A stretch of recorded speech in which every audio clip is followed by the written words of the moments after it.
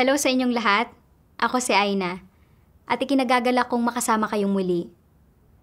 Ngayon, ibabahagi ko ang isang karanasang pinamagatang ang pagharap sa karamdaman ay biyaya ng Diyos.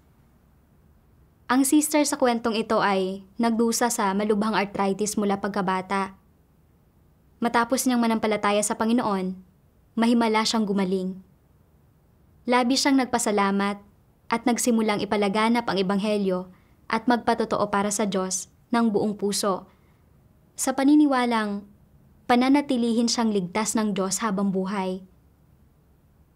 Kalaunan, tinanggap niya ang gawain ng makapangyarihang Diyos sa mga huling araw.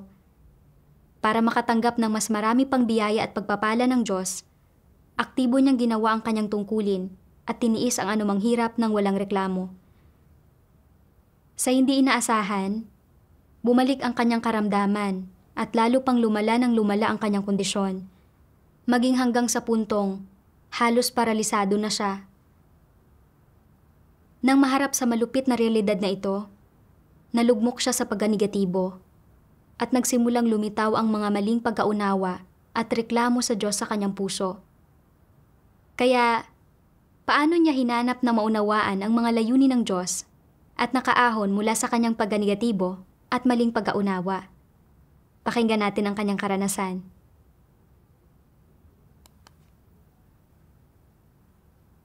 Mahina ang kalusugan ko simula pa ng pagkabata ko. Noong dalaga ako, nagkaroon ako ng pananakit ng binti.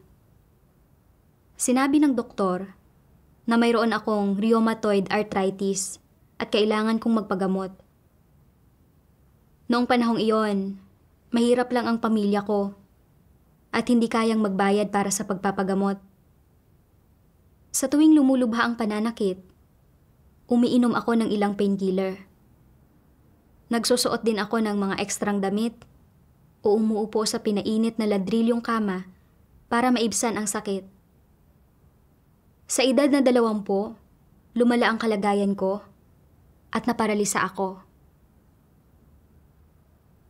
Pagkatapos ng ilang panahon ng pagpapagamot, bagaman nakakalakad ako, naiwan akong may isang pangmatagalang isyu. Sumasakit ang mga binti ko kapag nasosobrahan ako sa paglalakad. Kinalaunan, nanampalataya ako sa Panginoong Hesus. Nagulat ako nang pagkalipas ng mahigit 1 buwan, milagrosong gumaling ang mga binti ko at labis akong natuwa.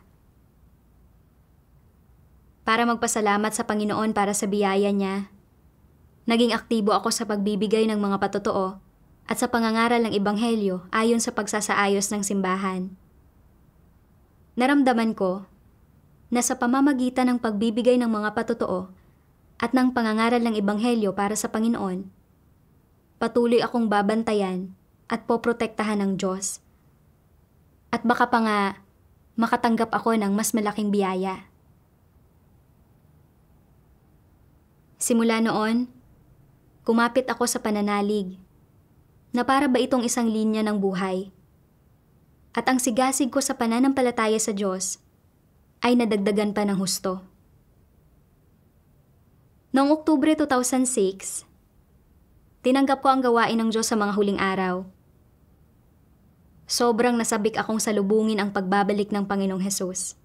Iniisip na, ipinapahayag ng Diyos ang katotohanan sa mga huling araw para isagawa ang gawain ng pagliligtas. Dapat kong samantalahin ang pagkakataong ito para gumawa ng higit pang mga tungkulin at maghanda ng mabubuting gawa. Hangga't taos-puso akong nananampalataya sa Diyos at tapat na ginagawa ang mga tungkulin ko, tiyak na pananatilihin akong ligtas at malusog ng Diyos sa buong buhay ko. Kapag natapos na ang gawain ng Diyos, papasok din ako sa kaharian at matatamasa ko ang maraming pagpapala. Isa itong napakalaking pagpapala. Hindi nagtagal, pagkatapos manampalataya sa Diyos, nagsimula akong magsanay sa paggawa ng mga tungkulin ko. Hindi alintana kung anong mga tungkulin ang isinaayos ng iglesia. Sumunod ako. Noong 2012, umalis ako sa bahay para magrenta ng lugar sa lungsod para magsagawa ng pag-host. Kahit mahirap at nakakapagod, wala akong mga reklamo sa puso ko. Mabilis na lumipas ang mga taon at isinaayos ng mga lider na ako ang mga siwa sa ilang grupo ng pagtitipon. Hindi ko alam kung paano sumakay ng bisikleta, kaya naglakad ako kahit gaano pa kalayo ang distansya. Minsan, kung umuuwi ako para sa tanghalian at pagkatapos ay nagtutungo sa mga pagtitipon, nahuhuli ako ng dating, kaya nilalaktawan ko na lang ang pananghalian. Kahit pa sumasakit ang mga binti ko dahil sa sobrang paglalakad, hindi ko ito pinansin. Naramdaman ko na sa paggawa ko ng mga tungkulin ko sa kabila ng mga paghihirap ko, sa paglipas ng mga taon, mapapansin ng Diyos ang lahat ng ginawa ko at tiyak na poprotektahan at pagpapalain niya ako sa katapatan ko sa mga tungkulin ko. Noong 2019, bumalik ang pananakit ng binti ko. Minsan, kung nasosobrahan ako sa paglalakad, sumasakit ang tuhod ko ng sobra na hindi ko ito kayang ibaluktot. Sa gabi, hindi ko lubos na maiunat ang binti ko habang natutulog. At kung minsan, nagigising ako sa sakit. Nagpunta ako sa ospital para sa pagsusuri. At sinabi ng doktor na ang kasukasuan ng kanang tuhod ko ay kailangang operahan para mapalitan. Noong panahong iyon, walang pera ang pamilya ko para sa pagpapagamot at ginagampanan ko rin ang mga tungkulin ko. Naisip ko, kung gagawin ko ng tama ang mga tungkulin ko, marahil isang araw ay aalisin ng Diyos ang karamdaman ko. Kaya, hindi ako sumailalim sa operasyon. At sa halip ay uminom ako ng mga painkiller at naglagay ng plaster para maadministrahan ang sakit. Sa panahong iyon, minsan, hindi ako makatulog sa gabi dahil sa sakit. Sa araw, kapag napakatagal akong nakaupo, hindi ako makalakad kapag tumayo.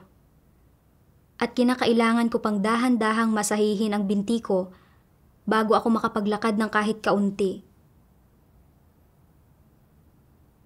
Noong Agosto 2023, nang makita kung gaano kalubha ang sakit ng binti ko, dinala ako ng anak ko sa ospital para sa isang x-ray.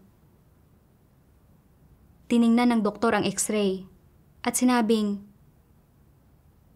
"Bakit mo hinintay na lumala ito bago ka magpagamot? Ngayon, ang kasukasuan ng kanang tuhod mo ay nasa masamang lagay na. At ang mga kasukasuan ng pareho mong bukong-bukong ay necrotic. Hindi na makakatulong ang gamot at acupuncture. Ang pinakamahusay na plano sa paggagamot ay ang palitan ang mga kasukasuan ng parehong bukong-bukong at tuhod. Palitan ang isang kasukasuan kada 3 buwan. At matatapos ka sa loob ng 1 taon. Kung hindi, pwede kang maparalisa." Halos mahimatay ako nang marinig ko ang diagnosis ng doktor.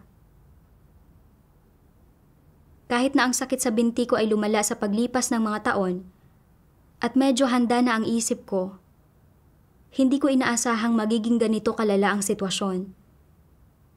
Kung mapaparalisa ako, paano ako mabubuhay? Nanlumo ang puso ko at pinigilan ko ang pagluha.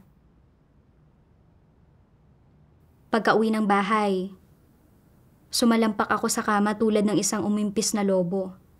Wala akong magawa at tumulo ang mga luha ko nang hindi napipigilan. Ang mga reklamo ko at mga hindi pagkakaunawa sa Diyos ay lumabas lahat. Dati, noong tinitiis ko ang sakit at umaakyat ako sa bundok para mamitas ng mga hazelnut para ibenta para sa paghuhost, hindi ako kailanman nagreklamo gaano man ito kahirap. Nang maglaon, Noong ako ang namamahala sa mga pagtitipon ng grupo, hinarap ko ang hangin at ulan. Hindi kailanman inaantala ang mga tungkulin ko at hindi ako nagreklamo tungkol sa sakit ng binti ko. Bakit hindi ako pinangalagaan ng Diyos? Ngayon, kailangan kong papalitan ang kasukasuan ng tuhod ko. At walang ganoong karaming pera ang pamilya ko. Pero kung hindi ako sasailalim sa operasyon, haharap ako sa pagkaparalisa. Sa mga araw na iyon, sa tuwing iniisip ko ang tungkol sa sakit at paghihirap na tiniis ko noong naparalisa ako, nangangatal ang puso ko. At tumutulo ang mga luha ko nang hindi mapigilan. Habang nakikita ang mga kapatid na nakakapaglakad at nakakatakbo para gumawa ng mga tungkulin nila, talagang nainggit ako sa kanila. Bakit hindi ako magkaroon ng dalawang malulusog na binti tulad ng sa iba? Naisip ko na sa pananampalataya ko sa Diyos, lagi niya akong poprotektahan. Pero hindi ko inasahang mangyayari ito. Pagkatapos malaman ng leader ang tungkol sa kalagayan ko, nakipagbahaginan siya sa akin. Kapag nagkakasakit tayo, nagtataglay ito ng mga layunin ng Diyos. Huwag magkamali ng pag-unawa sa Diyos. Kapag nagkakasakit tayo, kailangan nating pagnilayan ang mga katiwalian at mga maling layunin at pananaw na ibinunyag natin at kumuha ng mga aral mula rito. Pinayuhan din ako ng leader na paulit-ulit basahin ang partikular na mga kabanata ng mga salita ng Diyos na pwedeng tumugon sa kalagayan ko. Pagkatapos niyang umalis, agad kong nahanap ang mga salita ng Diyos para basahin. Kapag isinasaayos ng Diyos na ang isang tao ay magkasakit, ng malubhang sakit man o simple, ang layunin niya sa paggawa nito ay hindi para iparana sa iyo ang lahat ng aspekto ng pagkakasakit, ang pinsalang idinudulot ng sakit sa iyo, ang mga abala at paghihirap na idinudulot ng sakit sa iyo, at ang samot-saring damdaming ipinararamdam sa iyo ng sakit. Hindi layunin ng Diyos na maunawaan mo ang sakit sa pamamagitan ng pagkakasakit. Sa halip, ang layunin niya ay para matuto ka ng mga aral mula sa sakit, matuto kung paano maarok ang mga layunin ng Diyos, malaman ang mga tiwaling disposisyon na iyong nahahayag at ang mga maling saloobing mayroon ka tungkol sa Diyos kapag ikaw ay may sakit, at matutuhan mong magpasakop sa kataas-taasang kapangyarihan at mga pagsasaayos ng Diyos upang magkaroon ka ng tunay na pagpapasakop sa Diyos at magawa mong manindigan sa iyong patotoo. Ito ay lubhang mahalaga. Nais ng Diyos na iligtas at linisin ka sa pamamagitan ng sakit. Ano ang nais niyang linisin sa iyo? Nais niyang linisin ang lahat ng iyong labis-labis na mga pagnanais at hinihingi sa Diyos, at pati na rin ang iba't ibang pagkakalkula, paghuhusga, at plano na ginagawa mo anuman ang kapalit upang makaligtas ka at mabuhay. Hindi hinihingi ng Diyos na gumawa ka ng mga plano. Hindi niya hinihingi na manghusga ka, at hindi kanya pinahihintulutan na magkaroon ng anumang mga labis-labis na pagnanais sa Kanya.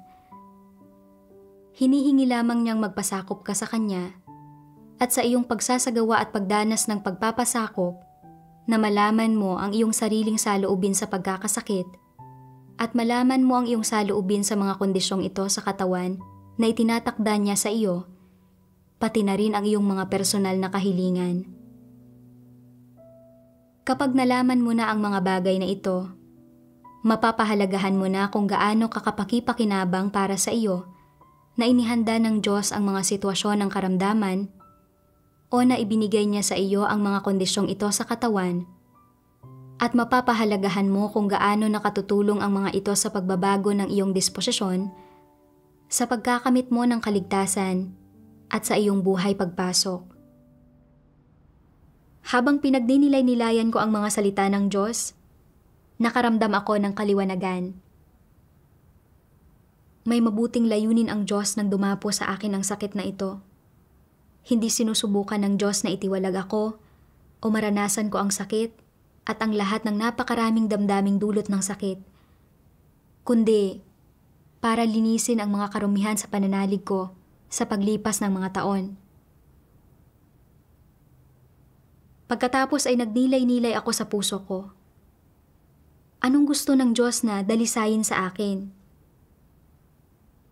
Napagtanto ko na sa tinagal-tagal pala ng panahon, ang pangunahing layon ko sa pananampalataya sa Diyos ay para maghangad ng biyaya at pag-asam para sa mabuting kalusugan at para magkaroon ng mapayapang buhay. Noong una, kapag ipinagkakaloob sa akin ng Diyos ang biyaya, napakasaya ko at puno ako ng sigla, nagugulin ang sarili ko sa pananampalataya sa Kanya. Subalit ngayon, nahaharap sa malubhang rheumatoid arthritis at sa posibilidad ng pagkaparalisa, nakikipagtalo ako sa Diyos at nagrereklamo ako kung bakit hindi niya ako pinoprotektahan. Nakita ko na walang ipinagkaiba ang pananalig ko kumpara sa mga nasa relihiyon. Humihingi lamang ng mga biyaya at pagpapala sa Diyos nang hindi nananampalataya sa Kanya ng taos-puso at hinahangad ang katotohanan. Nang mapagtanto ko ito, naramdaman ko ang pagkakonsensya at paninisi sa sarili. Nagdasal ako sa Diyos. Diyos ko, sa paglipas ng mga taon ng pananampalataya sa iyo, naghangad ako gamit ang mga maling pananaw at tumahak ako ng maling landas. Pinahintulutan mo na dumapo ang sakit sa akin at dala nito ang mabubuting layunin mo. Handa akong hanapin ang katotohanan at lubos na pagnilayan ang sarili ko. Sa paghahanap ko, nakatagpo ako ng 2 sipi ng mga salita ng Diyos at nakakuha ako ng ilang pag-unawa sa kalagayan ko. Sabi ng Diyos, napakaraming naniniwala sa akin para lamang pagalingin ko sila. Napakaraming naniniwala sa akin para lamang gamitin ko ang aking kapangyarihan upang itaboy ang maruruming espiritu mula sa kanilang mga katawan. At napakaraming naniniwala sa akin para lamang makatanggap sila ng kapayapaan at kagalakan mula sa akin. Napakaraming naniniwala sa akin para lamang hingan ako ng mas maraming material na kayamanan. Napakaraming naniniwala sa akin para lamang gugulin ang buhay na ito sa kapayapaan at maging ligtas at matiwasay sa mundong darating. Napakaraming nananampalataya sa akin para maiwasan ang pagdurusa ng impyerno at para matanggap ang mga pagpapala ng langit. Napakaraming nananampalataya sa akin para lang sa pansamantalang kaginhawahan, ngunit hindi naghahangad magkamit ng anuman sa mundong darating. Kapag ibinuhos ko ang aking matinding galit sa mga tao at binabawi ko ang lahat ng kaligayahan at kapayapaan na dati nilang taglay, napupuno sila ng pagdududa. Kapag ibinigay ko sa mga tao ang pagdurusa ng impyerno at binabawi ko ang mga pagpapala ng langit, nagagalit sila ng husto. Kapag hinihiling sa akin ng mga tao na pagalingin ko sila at hindi ko sila pinapakinggan at namuhi ako sa kanila, nililisan nila ako upang sa halip ay hanapin ang paraan ng panggagaway at pangkukulam. Kapag inaalis ko ang lahat ng hiningi ng mga tao sa akin, naglalaho silang lahat ng walang bakas.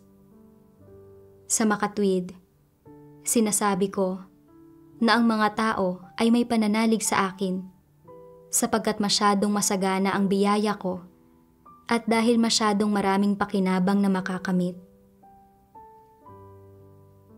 Ang ugnayan ng tao sa Diyos ay isa lamang hayagang pansariling interes.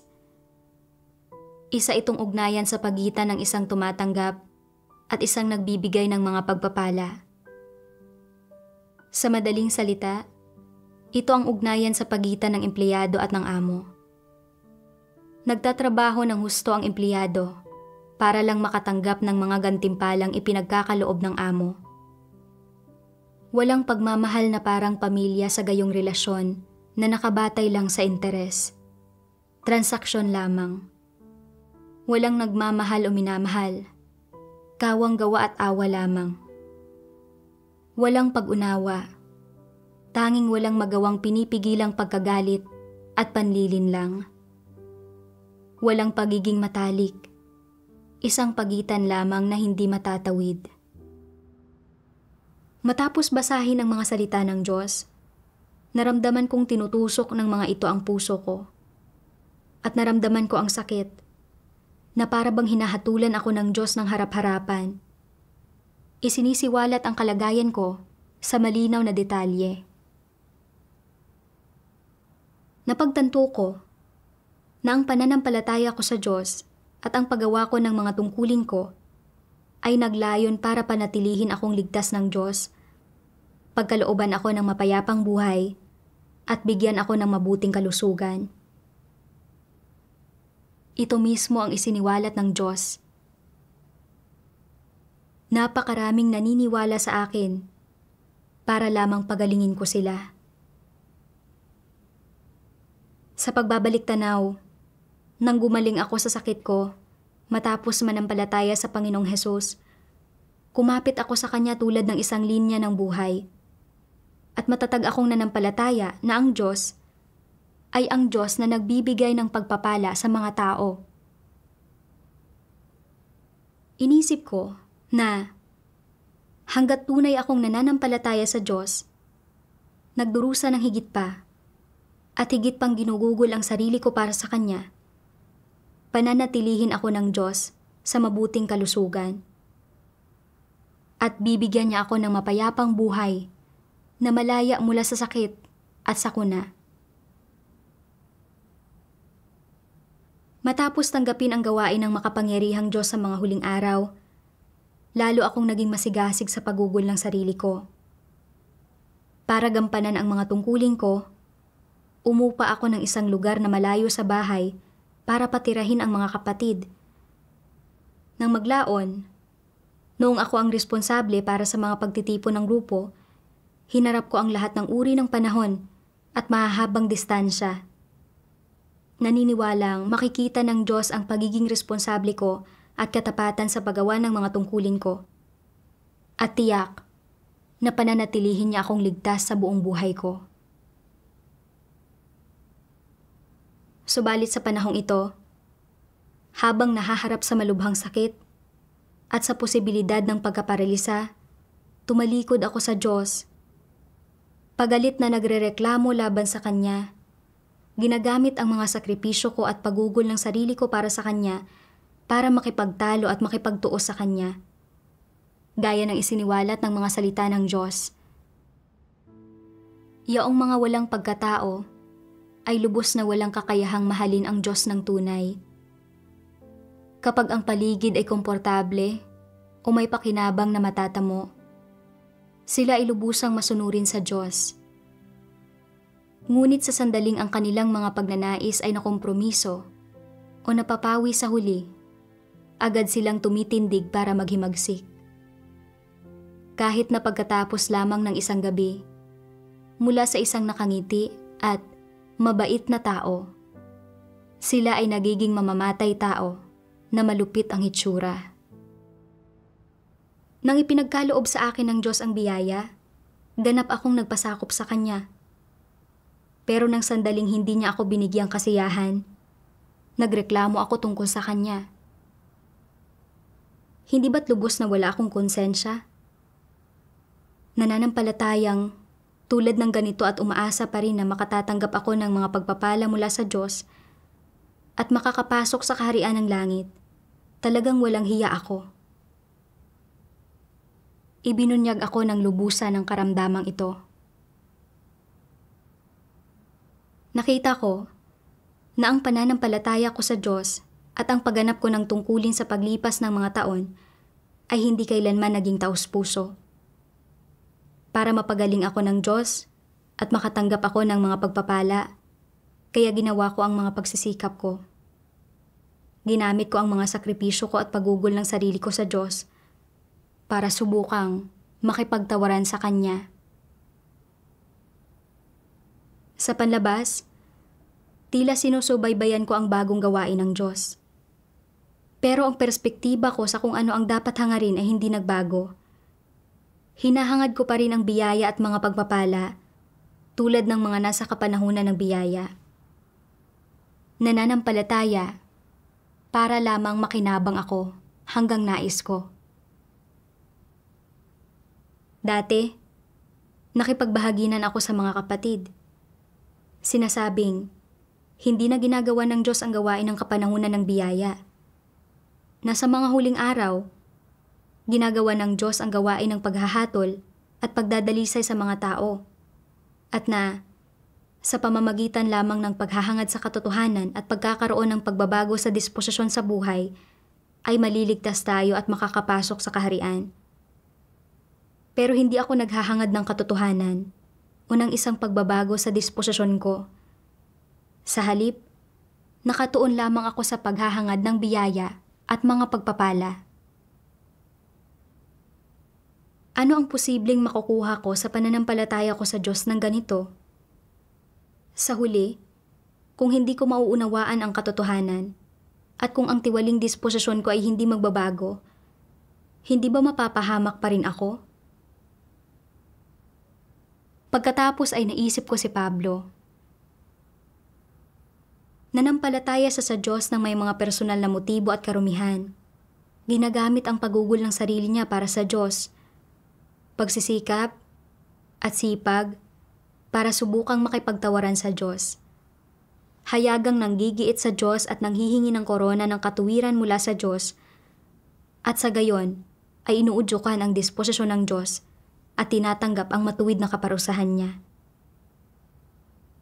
Hindi ba't ang paghahangad ko ay kaparehas ng kalikasan ni Pablo?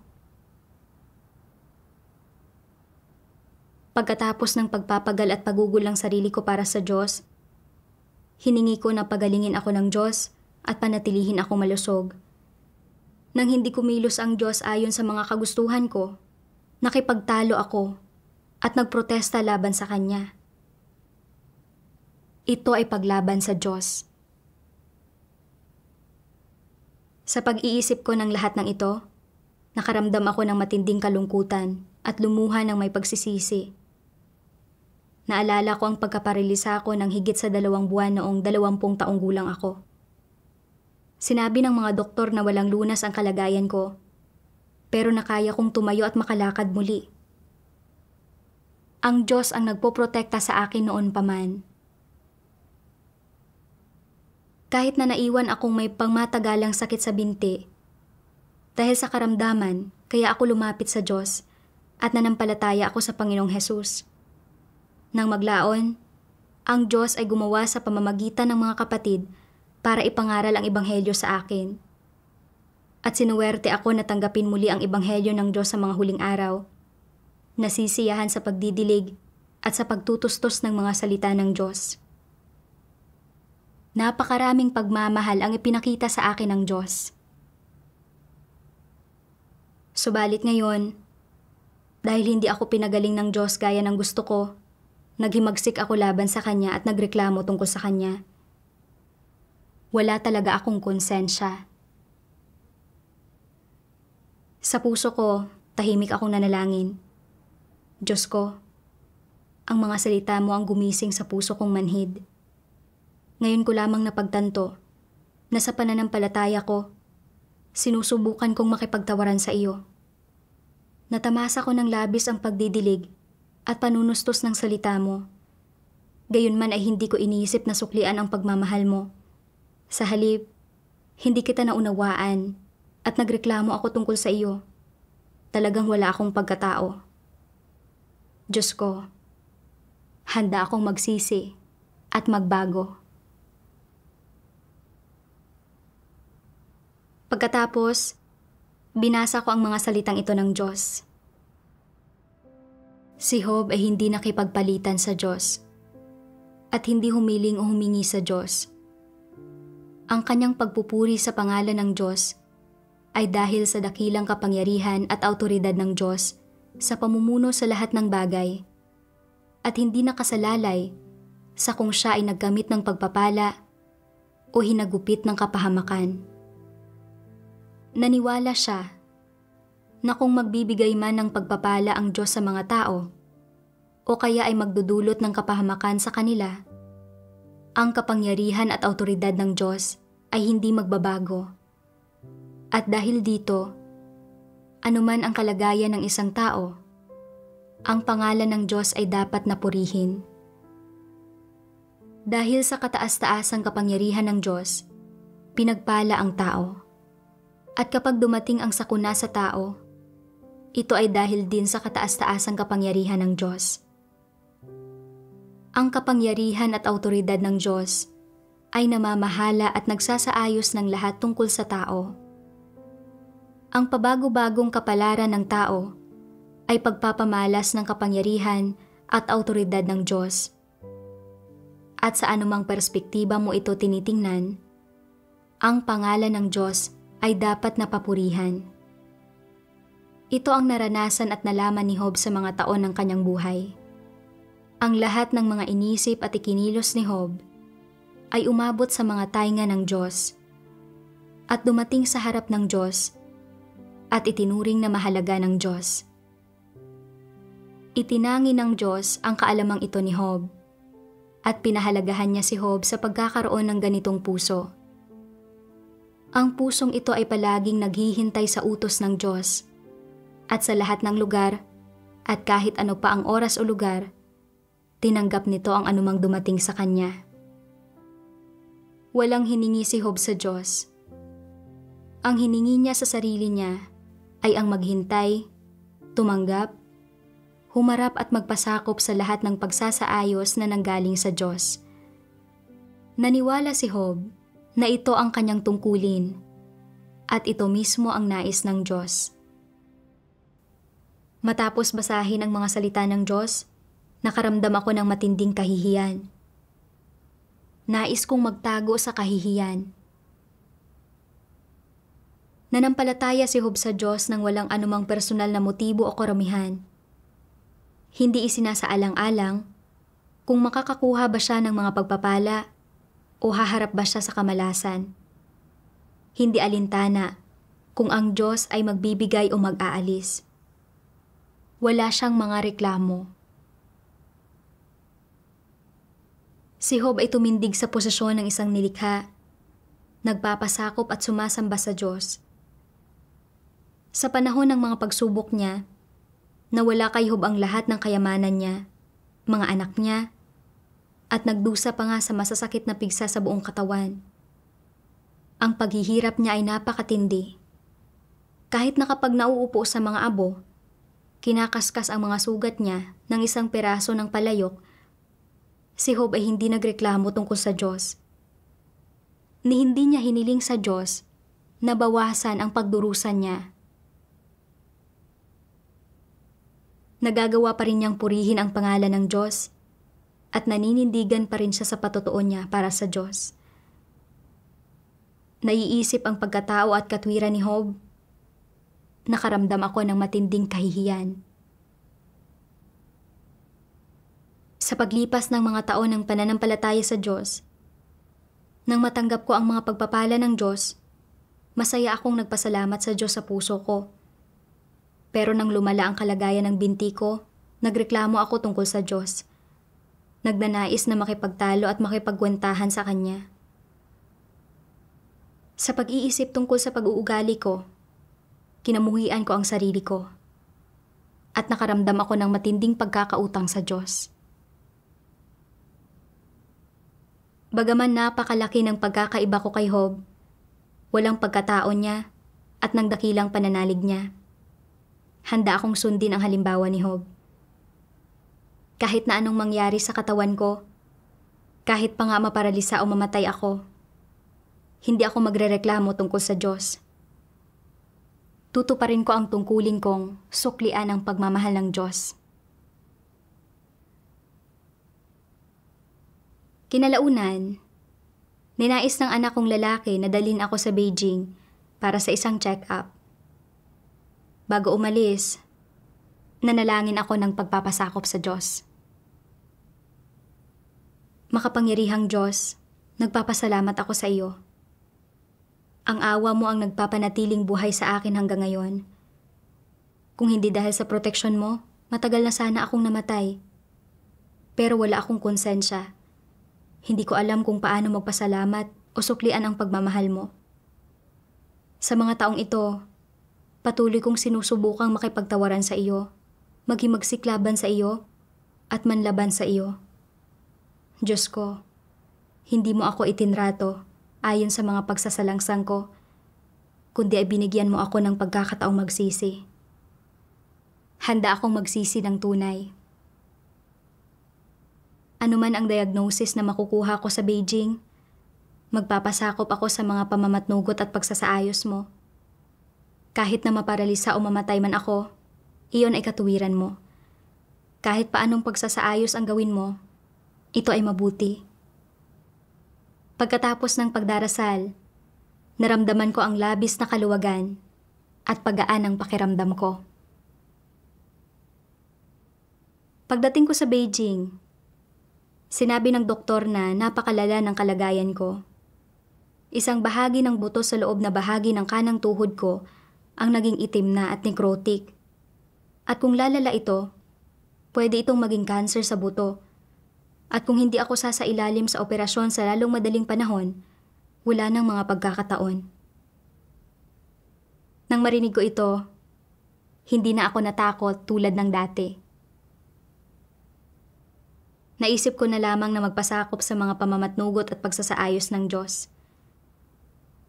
Dahil napakalubha ng masasamang epekto ng operasyon at magiging masyadong masakit ito, hindi ako tumuloy sa operasyon at uminom na lamang ako ng gamot bago umuwi. Nang gabing bumalik ako mula sa Beijing, umupo ako sa kama nang minamasahe ang binti ko. Iniisip sa sarili ko, tingnan ko nga kung maitutuwid ko ang binti ko. Sinubukan kong dahan-dahang iunat ito. At nagulat ako. Talagang tumuwid ito. Dahan-dahan kong ibinaluktot ito pabalik at sinubukang iunat muli. At tumuwid ito muli. Labis akong natuwa. Sa mga sumunod na araw, unti-unting tumigil ang pananakit ng binti ko at nakapaglakad ako ng mas madali kaysa dati. Sinabi ng mga kapatid na naging mas tuwid ang tindig ko at mukhang mas malusog ako. Kahit pa ang binti ko ay hindi pa rin kasing ayos ng sa karamihan ng mga tao, sobrang kontento ako at labis akong nagpapasalamat sa Diyos. Nakita ko na ginamit ng Diyos ang karamdamang ito para linisin ang mga karumihan sa pananampalataya ko. Masyadong naging matigas ang kalooban ko. Sa lahat ng mga taong ito, nanampalataya ako sa Diyos habang pinanghahawakan ang mga relihiyosong pananaw, naghahangad ng mga pagpapala at biyaya, sa halip na tumutuon sa paghahangad ng katotohanan.